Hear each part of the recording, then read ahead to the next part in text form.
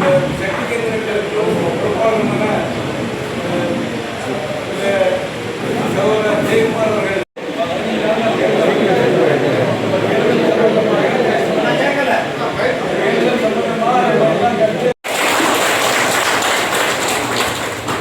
கூட்டத்துடைய அமைச்சராளர்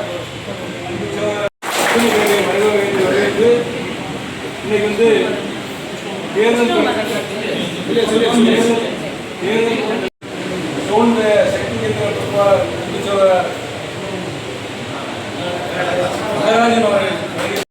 ஆனா நமக்கு இது சவால் விழா, திருவிழா இல்ல, சவால் விழா சூழ்நிலையில் நாம் இருக்கிறோம்.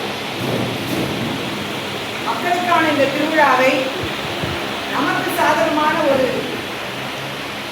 விழாவாக நாம் மாற்ற வேண்டும். தொகுதியை பொறுத்தவரை நிச்சயமாக ஒரு நல்ல வேட்பாளர் ஜெயிக்க வேண்டும். அதே மாதிரி நம்முடைய அந்த இடத்தில் இந்த தொகுதியை எப்படி இருக்கணும் அப்படிங்கிறத விளக்குறதுக்கு நம்முடைய மாநில துணைத் தலைவரும் இன்று பாரத பிரதமர் திரு மோடி அவர்களின் முயற்சியால் நம்முடைய தமிழகத்தின் மீனவர்கள் 372 பேர்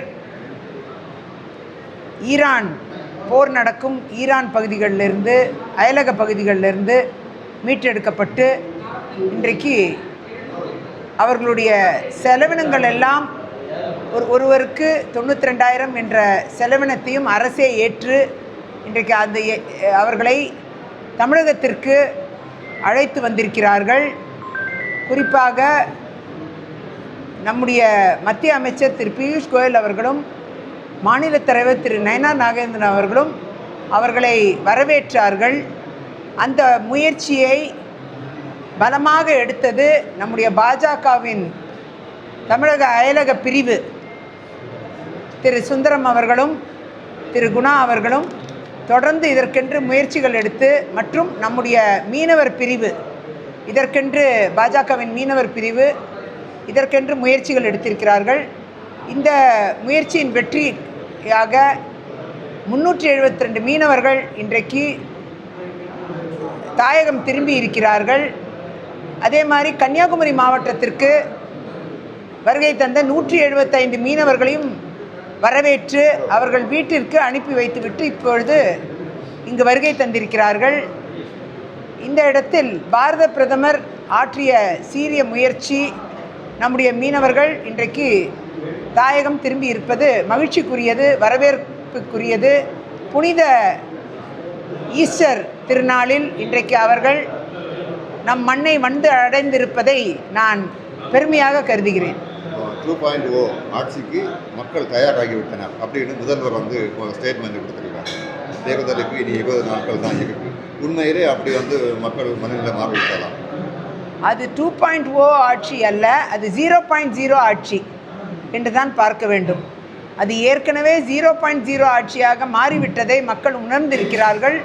இன்றைக்கு தமிழகத்தில் ஏற்பட்டிருக்கக்கூடிய விலைவாசி உயர்வாக இருக்கட்டும், மின்சார உயர்வாக இருக்கட்டும், சொத்து வரி உயர்வாக இருக்கட்டும், கடுமையான தொந்தரவுகளுக்கு மத்தியில் பாலியல் வன்கொடுமைகளாக இருக்கட்டும், சட்டம் ஒழுங்கு பிரச்சனையாக இருக்கட்டும், போதைப்பொருள் புழக்கமாக இருக்கட்டும், இதிலெல்லாம் மேலோங்கி இருக்கும் தமிழகத்தை வளர்ச்சி பாதையிலிருந்து தடுத்து இன்றைக்கு மத்திய அரசு வழங்கக்கூடிய திட்டங்களை கூட இங்கே நடைமுறைப்படுத்தாமல் நல்ல பலமாக இருந்த தமிழகத்தை இன்றைக்கு 0.0 தமிழகமாக மாற்றியிருக்கும் பெருமை திமுக ஆட்சியை சாரும். ஆகையால் மக்கள் நிச்சயமாக அந்த தவறை மீண்டும் செய்ய மாட்டார்கள் என்பது என்னுடைய நம்பிக்கை. இந்த 26 தேர்தல் மக்களுக்கான தேர்தல். தமிழக மக்கள் இந்த தேர்தலை திமுக வேண்டுமா வேண்டாமா என்ற தேர்தலாக தான் பார்க்க வேண்டும். அந்த இடத்தில் தீய சக்தி திமுக ஊழலாட்சி என்று தொடர்ந்து எல்லாரோடும் கூறப்படுகிற ஆட்சி மீண்டும் வந்துவிடக்கூடாது என்பதை நிலைநிறுத்தக்கூடிய இடத்தில்தான் இன்றைக்கு இந்த ஆட்சியின் பெருமையை நாம் பார்க்க முடிகிறது. மேலும் இங்கு இருக்கக்கூடிய வேட்பாளர் விளவங்கோடு பகுதியில் காங்கிரசின் வேட்பாளர் விற்பனையில் சீட்டை வாங்கி வந்திருக்கக்கூடிய வேட்பாளர் காங்கிரஸில் விற்பனை நடக்கிறது, சீட்டுகள் விற்பனை செய்யப்படுகிறது என்று ஜோதிமணி பாராளுமன்ற உறுப்பினர் தெரிவித்திருந்தார். அந்த விற்பனை என்பது வெகு பயங்கரமாக விளவங்கோடு தொகுதியில் தான் நடந்திருப்பது உறுதியான ஒன்றாக பார்க்கப்படுகிறது. அதே நேரத்தில் சிறுபான்மை மக்கள் பாதுகாவலர் என்று சொல்லக்கூடிய இவர் சிறுபான்மை மக்களின் எதிரி என்று சொல்லக்கூடிய ஆதாரங்கள் இன்றைக்கு பரவலாக பேசுபொருளாக மாறியிருக்கிறது.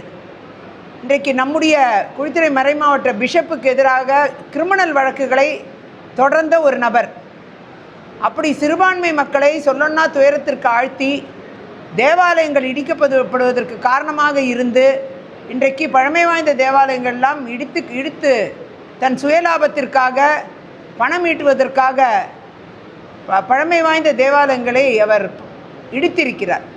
இப்படிப்பட்ட சூழ்நிலையில் இவர் சிறுபான்மை மக்களுக்கு எவ்வாறு ஆதரவாக இருப்பார்? சிறுபான்மை மக்களுக்கு எதிராக இருக்கக்கூடிய ஒரு மனநிலை தான் கொண்டவர். அதுபோன்ற பெண்களின் பாதுகாப்பு இவரால் அச்சுறுத்தலில் இருக்கக்கூடிய ஒரு சூழ்நிலை, பெண்களை அடிமையாக நடத்தக்கூடிய ஒரு மனநிலை. அப்படி இருக்கக்கூடிய ஒரு நபர் நிச்சயமாக ஒரு நல்ல வேட்பாளராக பார்க்க முடியாது. எனவே மக்கள் சிறுபான்மை மக்களுக்கு எதிரான ஒரு நபரை நீங்கள் நிச்சயமாக உங்கள் ஆதரவாளர்கள் என்று நினைத்து தேர்வு செய்துவிடக்கூடாது. மிக கவனமாக இந்த தேர்தலை நீங்கள் சந்திக்க வேண்டும். மிக கவனமாக நீங்கள் இந்த தேர்தலை சந்திக்க வேண்டும். தமிழக பாஜகவை பொறுத்த அளவில் அண்ணாமலை போன்ற முக்கியமான தலைவர்களுக்கு இந்த தேர்தலில் போட்டியிட வாய்ப்பு என்பது வழங்கப்படவில்லை, உண்மையிலே வழங்கப்படவில்லை. இதனால் ஒரு தரப்பு தொண்டர்கள் கட்சிக்கு எதிராக செயல்படுவதாக ஒரு குற்றச்சாட்டு எழுந்திருக்கு. இது பாதிப்பை ஏற்படுத்தும் தேர்தலில் அப்படின்னு சொல்லி நம்ம பார்க்கலாம். முன்னாள் தலைவர் சகோதரர் தம்பி அண்ணாமலை அவர்கள் ஒரு சிறந்த நபர், ஒரு போராளி. அவர் இன்றைக்கு திமுகவின் முகத்திரையை கிழித்தவர், தவறுகளை சுட்டி காண்பித்தவர், ஊழல்களை அம்பலப்படுத்தியவர். அந்த இடத்தில் அவர் சிறப்பாக பாராளுமன்ற தேர்தலில் போட்டியிட்டவர். அந்த விதத்தில் சட்டமன்ற தேர்தலில் இந்த முறை அவர் போட்டியிடவில்லை என்று அவர் விருப்பத்தை தெரிவித்திருப்பார் என்று நான் நினைக்கிறேன். அந்த அடிப்படையில் ஒருவேளை போட்டியிடவில்லை என்று நினைக்கிறேன். ஆகையால் கட்சி எடுத்த எல்லா முடிவுக்கும் கட்டுப்படக்கூடிய ஒரு நபர். ஆகையால் நிச்சயமாக அவர் மாநிலம் முழுதும் பரப்புரை செய்வதில் அவர் ஈடுபட்டிருக்கிறார். எங்கள் அனைவருக்கும் அவர் பரப்புரை செய்ய வாய்ப்பு இருக்கிறது. அவர் ஷெட்யூல் கிடைக்கணும். அந்த அளவில் தொடங்கியிருக்காரு. ஏற்கனவே இது கோவையில் சகோதரி வானதி சீனிவாசனை ஆதரித்து அவர் பிரச்சாரத்தை தொடங்கிவிட்டார். அந்த அளவில் தமிழகம் எங்கும் அவர் பிரச்சாரம் மேற்கொள்ளவிருக்கிறார்.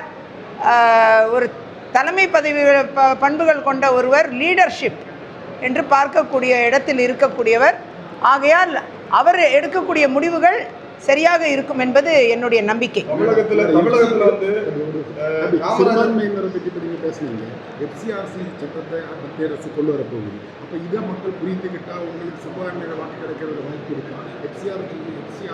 என்ன அது வெளிநாட்டு பணம், அது அந்த மாதிரி ஒரு ஸ்ட்ரிக்டான ஒரு நடவடிக்கை மேற்கொள்ள ஏற்கனவே இந்த சட்டம் நிலவில் தான் இருந்துகிட்டு இருக்கு. நீங்கள் சொல்லக்கூடிய இந்த சட்டம் ஏற்கனவே வெளிநாடுகளிலிருந்து நிதிகள் யார் பெற்றாலும், எந்த வழியில் பெற்றாலும், ஏற்கனவே அந்த கடந்த 20 ஆண்டு காலமாக இது நிலவில் இருக்கக்கூடிய ஒரு சட்டம். இது புதியதாக வரக்கூடிய ஒன்றும் இல்லை. ஆகையால் இதில் எந்த பிரச்சனையும் இருக்கிறதா எனக்கு தெரியல. சட்டம் நிறைவேற்றப்படும் போது சிறுபான்மையினர் ஓட்டு பாஜகவுக்கு எதிராக வரும் அப்படின்னு சொல்லி நம்ம பார்க்கலாம். இல்லை, தவறு. அந்த வகையில் ஏற்கனவே இந்த சட்டம் நிலவில் இருந்து கொண்டிருக்கிறது. ஏற்கனவே இதுக்கு எல்லாத்துக்கும் கணக்கு காமிக்கணும், சோர்ஸ் காமிக்கணும். அது சிறுபான்மை ஃபண்டாக இருக்கட்டும், பெரும்பான்மை ஃபண்டாக இருக்கட்டும், எந்த ஃபண்டு ஃபாரின்லேருந்து வந்தாலும் இங்கே கணக்கு காமிக்கணுங்கிறது நம்ம சட்டத்தில், இன்கம் டேக்ஸில் இருக்கிற ஒரு விஷயமாக தான் இருக்குது. அதில் ஒன்றும் எந்த பெரிய மாற்றமும் இல்லை இது வரைக்கும். இனியும் அந்த எந்த புதிய சட்டம் வந்தாலும் அதை ரெகுலேட் பண்ணுற சட்டங்கள் இருக்கும்.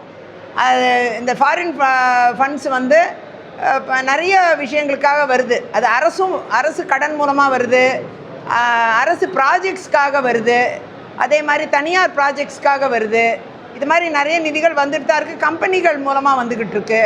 அந்த நிதிகள் எல்லாம் வந்து கணக்கு காண்பிக்கப்பட வேண்டும். அது ஏற்கனவே இருக்கக்கூடிய சட்டம்தான். ஆகையால் இதில் ஒன்றும் புதுமை ஒன்றும் இல்லை. அதை ரெகுலேட் பண்ணுற ஒரு தனி அமைப்பு ஏதாவது உருவாக்குறாங்களான்னு எனக்கு தெரியல.